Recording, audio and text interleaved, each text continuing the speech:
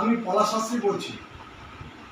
আজকে আমি যে বিষয় নিয়ে আলোচনা করব সেই বিষয়টা খুব গুরুত্বপূর্ণ একটা বিষয়। আমাদের জীবনে যে উত্থান পতনের যে ভূমিকা থাকে, সেই উত্থান পতনের ভূমিকা আমাদের বাস্তু খুব গুরুত্বপূর্ণ ভূমিকা পালন করে। কারোর যদি বাস্তুর সমস্যা থাকে, সে সাকসেস পাওয়ার পরও তাকে আবার ব্যাক করে চলে আসতে হয়।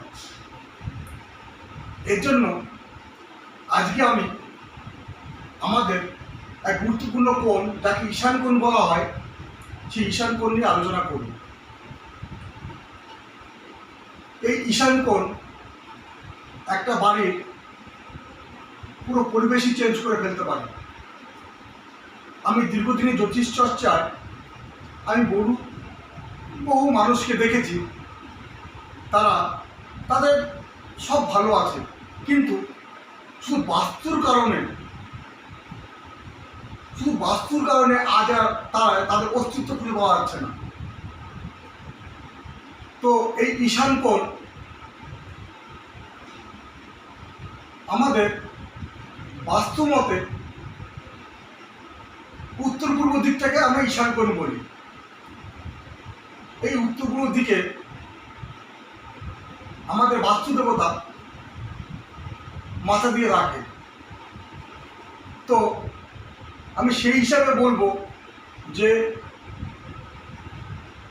আমাদের যে ঈশান কোণের দিকে যে বাস্তু দেবতা মাথা দিয়ে রাখে, ওই দিকটা আপনাদের খুবই হালকা রাখতে হবে।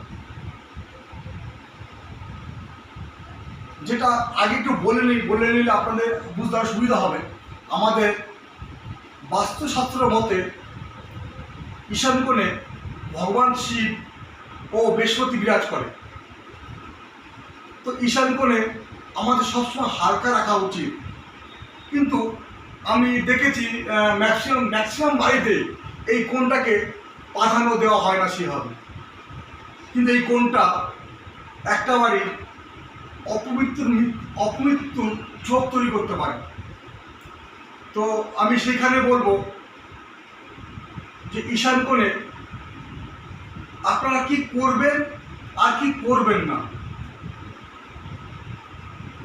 ঈশান কোণে প্রথম কথা হচ্ছে গিয়ে বাড়ির সিঁড়ি করবেন না। ঈশান কোণে কোনো ডাস্টবিন রাখবেন না। ঈশান কোণে কোনো নোংরা ড্রেন তৈরি করবেন না। ঈশান কোণে পায়খানা বাথরুম করবেনই না। কারণ এই কোণটা, আমি আপনাদের প্রথমেই বলেছি যে উত্তর পূর্ব দিকে আমাদের বাস্তুদেবতা মাথা দিয়ে রাখে। তো যদি মাথা দিয়ে রাখে বাস্তুদেবতা, তার মাথার উপরে যদি এত নোংরা আবর্জনা থাকে, সেই ক্ষেত্রে কিন্তু আমরা ব্যক্তিগতভাবে মানুষরাও আমরা সহ্য করে নেব না। তো সে তো ভগবান বাস্তুদেবতা, তো সে কী করে সহ্য করবে। আর একটি কথা বলে রাখি যে কোনো সমস্যাই একদিনে তৈরি হয় না, ধীরে ধীরে সমস্যাটা অনেক বড় তৈরি হয়। ঈশান কোণে কি করবেন? ঈশান কোণে আপনি তুলসী মন্দির করতে পারেন। ঈশান কোণে আপনি ফুল বাগান করতে পারেন। ঈশান কোণে আপনি সুন্দর একটা পরিবেশ বাতাবরণ তৈরি করে রাখতে পারেন, যেখানে সুগন্ধিত কোনো ফুল গাছ থাকবে। কারণ এই কোণটা যদি ডিস্টার্ব থাকে,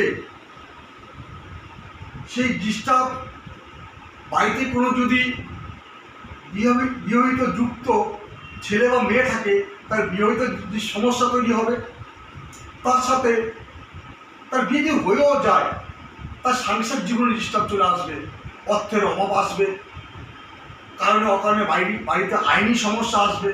এগুলো কিন্তু বাস্তুর বড় নেগেটিভ, বাস্তুর বড় নেগেটিভ পাওয়ার থেকে এগুলো কিন্তু তৈরি হয়। তো আপনাদের আমি বিশেষভাবে বলবো যে আপনারা আদার্স কোণগুলো আছে ওগুলো নিয়ে আমি আলোচনা করব, কিন্তু যেটা মেন দিক আমাদের ঈশান কোণ, এই কোণটাকে আপনারা হালকা রাখুন, পরিষ্কার পরিচ্ছন্ন রাখুন। নমস্কার।